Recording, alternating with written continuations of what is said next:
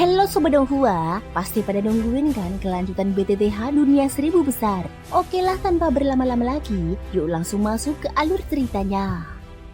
Di lorong sempit yang berkelok namun memanjang itu, rombongan tiba-tiba terhenti ketika Hua Lesen yang berada di depan merasakan ada sesuatu yang menghalangi jalan. Meski tak terlihat oleh mata, semua orang bisa merasakan adanya penghalang tak kasat mata yang membentang di depan mereka. Meng Fei segera maju untuk memeriksa dan menyimpulkan bahwa yang menghalangi mereka adalah sebuah segel. Menariknya, segel tersebut bukanlah segel untuk menahan sesuatu di dalam, melainkan lebih seperti penghalang pintu masuk. Wujudnya tidak berwarna dan tidak meninggalkan jejak visual apapun, tetapi memiliki kekuatan pengekangan yang sangat kuat. Berkat kekuatan jiwanya yang tinggi, Meng Fei dapat merasakan struktur dan sifat segel itu dengan lebih jelas dibandingkan yang lain. Setelah dianalisis, dia menilai bahwa segel tersebut masih bisa dihancurkan jika para ahli bekerja sama. Kekuatan segelnya tidak tergolong luar biasa kuat, sehingga dengan gabungan tenaga kemungkinan besar dapat ditembus. Meng Fei kemudian meminta bantuan Xiuqi dan Wudu, dua wanita kuat yang kini memimpin perwakilan 3 sekte super karena Xiaoyan tidak hadir. Namun keduanya menolak membantu. Mereka tidak mempercayai niat Meng Fei dan memilih mundur ke belakang barisan. Penolakan ini membuat Meng Fei kesal, tetapi dia tidak memperpanjang masalah dan langsung memerintahkan yang lain untuk bersiap menyerang segel. Seorang ahli Kaisar Dodi Bintang 7 mengerahkan energi kehidupan yang kuat dan menghantam segel tersebut. Di bawah serangan gabungan yang banyak ahli, segel yang semula tak terlihat mulai bergetar dan memunculkan riak cahaya. Suara retakan terdengar bertubi-tubi, menandakan bahwa pertahanannya mulai runtuh. Sementara itu, Xiuqi merasakan firasat buruk. Dia tidak tahu apa yang tersembunyi di balik segel itu, tetapi instingnya mengatakan bahwa hal tersebut bukan sesuatu yang baik. Di saat itulah Sing Taki dari lembah astrologi menemukan sesuatu yang janggal. Sehelai bulu abu-abu yang hampir tak terlihat di dekat pintu segel. Bulu itu memancarkan aura hangat, namun di dalamnya tersembunyi energi mengerikan yang sangat kuat. Setelah melihatnya, wajah Sing Taki langsung berubah. Dia segera menarik Xiaobi dan mundur dengan cepat tanpa menjelaskan kepada yang lain. Tindakannya dianggap aneh oleh sebagian orang, tetapi dia tahu bahwa bulu abu-abu itu adalah pertanda buruk. Menurut ajaran gurunya, bulu abu-abu adalah tanda keberadaan makhluk abu-abu, entitas yang dikenal dengan julukan 9 kematian tanpa kehidupan. Artinya hampir mustahil untuk selamat jika bertemu dengannya. Sing Taki menyimpulkan bahwa di balik segel itu kemungkinan besar tersembunyi roh pertarungan yang sangat kuat. Tak lama kemudian segel benar-benar hancur. Pintu penghalang berubah menjadi riak tak kasat mata dan menghilang. Bersamaan dengan itu, aura tua dan kematian mengalir keluar dari dalam, membuat banyak ahli merasakan tekanan yang menyesakan. Meski sebagian besar ragu, Meng Fei dan Guni langsung menerobos masuk. Song Yu pun segera menyusul karena merasa mereka pasti telah menemukan sesuatu yang penting. Di sisi lain, Sing Taki menjelaskan kepada Xiaobi bahwa meskipun roh pertarungan ini sangat berbahaya, belum tentu semua orang di dalam akan mati. Berdasarkan ramalan, keluarga kerajaan Sualing kemungkinan masih memiliki kartu truf tersembunyi. Para ahli yang dikirim ke sini mungkin hanya perintis jalan, sementara pertarungan sesungguhnya baru akan dimulai. Dia juga menjelaskan bahwa meskipun peruntuhan ini memiliki larangan kuat terhadap Kaisar Dodi Bintang 7 tingkat penuh, tekanan itu dapat diabaikan jika seseorang memiliki kekuatan setengah abadi atau lebih tinggi, atau menggunakan benda khusus yang sangat langka dan berharga. Sementara itu, pemandangan di balik pintu segel akhirnya terlihat jelas oleh semua orang. Namun begitu memasuki ambang pintu, Meng Fei dan yang lainnya langsung berhenti. Wajah mereka berubah drastis karena apa yang mereka lihat jauh lebih mengerikan dari perkiraan. Yang tersembunyi di dalam ternyata adalah hantu abadi, makhluk yang sangat menakutkan dan diyakini membawa kematian bagi siapapun yang berhadapan dengannya.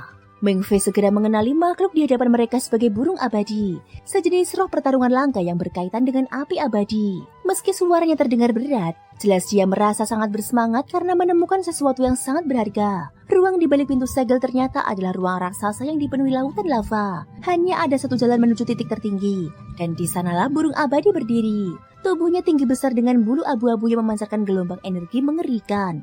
Tatapannya dingin dan penuh kesombongan, seolah-olah tidak menganggap para ahli yang datang sebagai ancaman. Meng Fei menjelaskan bahwa roh pertarungan ini termasuk dalam daftar 108 jenis roh pertarungan dan berada di peringkat ke-70 dan itu tergolong sangat tinggi.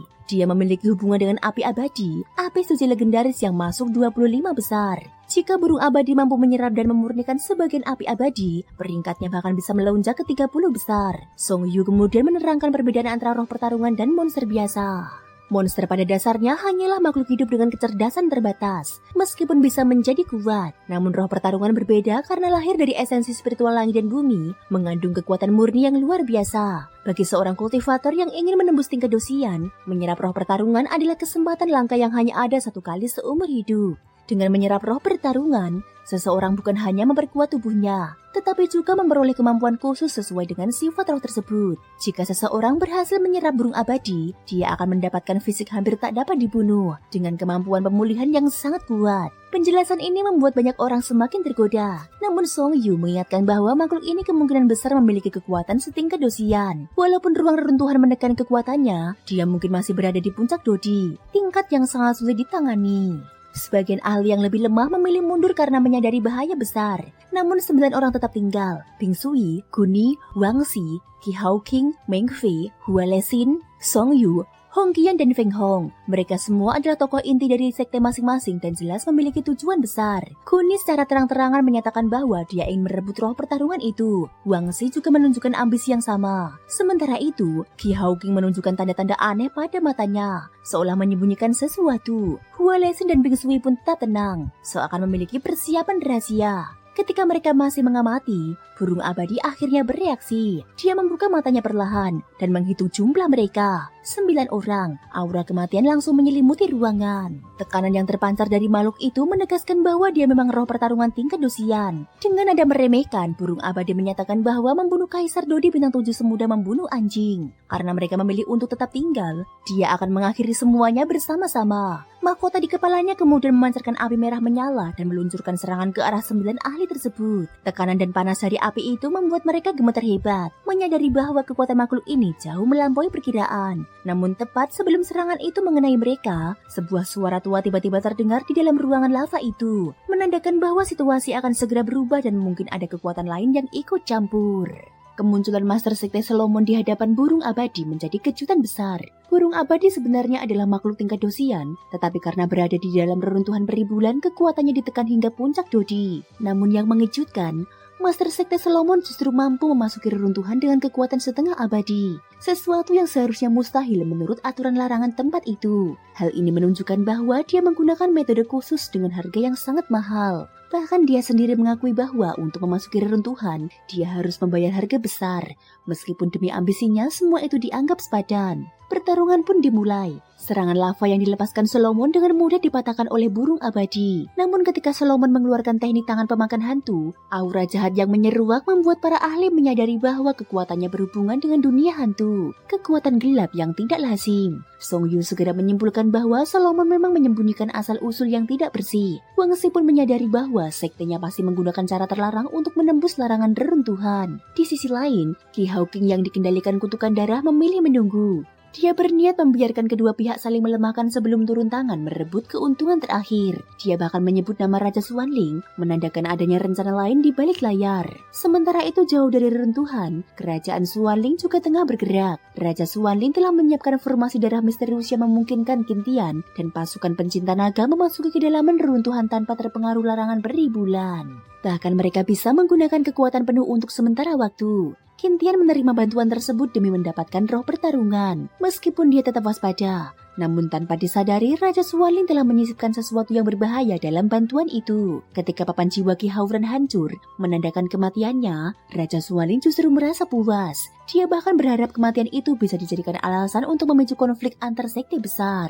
Di balik semua itu, ambisi Raja Xuanling terungkap. Dia tidak hanya mengincar roh pertarungan, tetapi juga Qintian sendiri, api suci, bahkan kekuatan lain yang tersegel. Dia berniat menguasai seluruh Xuan Santian dan menghapus predikat wilayah terlemah di benua Dodi. Aura gelap yang menyelimuti tubuhnya menunjukkan bahwa kekuatannya telah tercemar oleh energi jahat setingkat Dosian, mempertegas bahwa dia bukan lagi sekedar penguasa biasa, melainkan sosok dengan ambisi besar dan metode kejam. Dengan demikian, konflik di reruntuhan bukan sekedar perebutan warisan, melainkan bagian dari rencana besar yang melibatkan kekuatan gelap, pengkhianatan, dan ambisi untuk menguasai seluruh benua.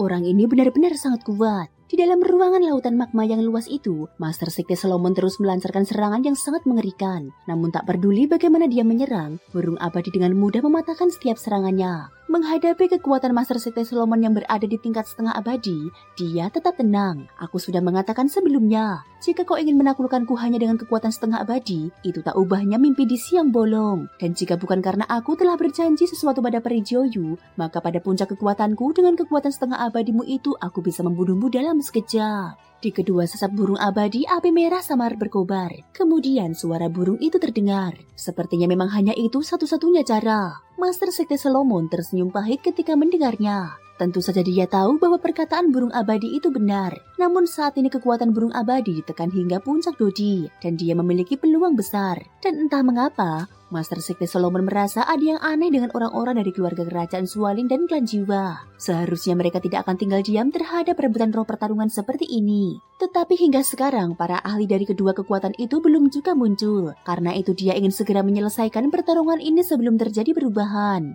Orang ini ternyata sekuat ini. Para ahli lainnya tak bisa menahan niat untuk mundur. Di antara mereka, Hua Lexin yang paling terlihat. Sebenarnya Hua Lexin sudah datang dengan persiapan matang. Dia membawa harta berharga dari istana boneka, yaitu jimat boneka. Jimat boneka adalah benda khusus yang ditujukan bagi boneka. Setelah digunakan, kekuatan boneka dapat meningkat drastis. Dengan jimat boneka itu, Hua Lexin percaya diri dapat meningkatkan kekuatan bonekanya secara besar-besaran. Bahkan menghadapi ahli dodi bintang 8 pun dia tak akan takut. Namun ketika melihat Guni memanggil Master Sekte Solomon dengan cara tertentu dan kekuatannya sama sekali tak tergoyahkan, kekuatan setengah abadi, dia tahu bahwa dirinya tak memiliki peluang. Sial, kutuknya lalu segera mundur ke tepi paling luar. Burung abadi di langit pun tampaknya tidak berniat membunuh mereka. Dia bahkan langsung membuka jalan keluar dan membiarkan Hua Lexin melarikan diri. Setelah itu Feng Hong juga segera pergi. Kehadiran seorang ahli setengah abadi sudah cukup membuktikan segalanya. Tidak perlu tinggal lebih lama lagi. Pada saat berikutnya, para ahli lainnya juga merasa enggan. Tetapi setelah mempertimbangkan keselamatan, nyawa tetap yang paling penting. Mereka pun pergi satu persatu. Master Sekte Solomon tidak berniat membunuh mereka semua. Bagaimanapun, para murid itu adalah bibit unggul dari sekte masing-masing dan pasti memiliki kartu penyelamat. Tidak perlu menyinggung begitu banyak sekte sekaligus. Kini, hanya tersisa 3 orang di dunia magma, yaitu Guni, Wangxi, dan Qi Haoqing. Kalian berdua belum pergi juga. Guni memandang mereka dengan heran. Tindakan mereka nyaris sama dengan mencari mati. Dengan kekuatan setengah abadi Master Sekte Solomon, mereka sama sekali tak memiliki peluang. Namun keduanya tampak tenang. Mereka mencari tempat aman untuk menghindari bentrokan antara Master Sekte Solomon dan burung abadi. Lalu diam-diam menunggu kesempatan. Master Sekte Solomon melirik mereka sekilas, tetapi tidak mengambil tindakan. Dengan kekuatan setengah abadinya, dia sama sekali tidak khawatir. Burung abadi, sepertinya jika aku tidak menunjukkan kemampuan sebenarnya, kau tak akan menyerah hari ini. Ucap Master Sekte Solomon sambil tersenyum tipis. Dia kemudian menyimpan aura hitam aneh itu. Dia tahu energi hantu itu tidak terlalu efektif terhadap makhluk api seperti burung abadi. Karena kau mencari mati, maka akan kupenuhi keinginanmu. Tanpa ragu, burung abadi membuka paruhnya, dan semburan api yang sangat terang melesat ke arah sekte Master Solomon. Jangan remehkan api ini. Konon burung abadi menguasai api keabadian. Jika seseorang berhasil memurnikan dan menelannya, berdasarkan ingatan roh tersebut, sangat mungkin memperoleh api suci legendaris, api keabadian. Meskipun api yang dikeluarkannya saat ini belum setara dengan api suci, kekuatannya jauh melampaui api biasa. Bahkan api berbeda sekalipun. Ditambah lagi mereka berada di dunia magma, sehingga kekuatan api itu meningkat drastis. Api yang sangat mengerikan. Roh pertarungan seperti ini memang pantas menjadi milikku. Menghadapi api yang cukup untuk membunuh ahli puncak dodi, Master Sekte Solomon bukan hanya tidak takut, tetapi malah tersenyum. Dalam sekejap energi dahsyat menyapu dan menghantamnya. Pada saat berikutnya, Master Sekte Solomon mengeluarkan sesuatu dari dalam pakaiannya dan langsung menghadapinya dengan api tersebut. Wangxi menatap benda itu di tangan Solomon dengan mata terbelalak. Benda itu berukuran kira-kira sebesar kepalan tangan, memancarkan cahaya hijau memikat, serta aura misterius yang dalam bagai samudra. Selubung samudra luas, seru burung abadi dengan tak percaya. Hancurkan, teriak Master Sekte Solomon. Saat dia berbicara, api mematikan itu langsung diserap oleh selubung samudra luas di tangannya. Itu benar-benar selubung samudra luas, salah satu artefak abadi langka. Konon mampu menyerap segala jenis kekuatan, dan karena informasinya istimewa sangat efektif menahan api. Sepertinya Master Sekte Solomon benar-benar sudah bersiap, ucap Wangxi. Selubung samudra luas merupakan salah satu dari 10 artefak abadi teratas yang dikenal di 3 wilayah Suantian. Banyak ahli mencarinya seumur hidup tanpa hasil. Tak disangka benda itu berada di tangan Master Sekte Solomon. Setelah memusnahkan serangan api, Solomon melemparkan selubung samudra luas ke arah burung abadi. Begitu terlepas dari tangannya, benda itu berubah menjadi kuali hijau raksasa setinggi 100 zang dan menekan ke arah burung abadi. Jika benar-benar terkurung, kekuatannya mungkin akan ditekan sepenuhnya. Dengan itu, Solomon bisa meninggalkan runtuhan dan roh pertarungan benar-benar jatuh ke tangannya. Tak bisa menunggu lagi. Jika orang ini berhasil, situasinya akan menjadi sangat merepotkan. Wangxi melirik Guni dan Qi Haoqing sebelum tubuhnya melesat pergi.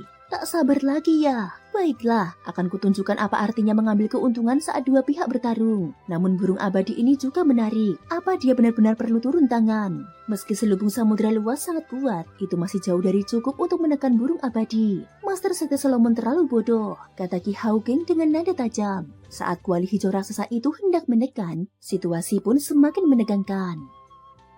Thank you guys sudah mendengarkan ceritaku di episode kali ini sampai akhir. Ikutin terus kelanjutan episode berikutnya ya. Terima kasih buat kalian semua yang udah subscribe, like, dan komennya.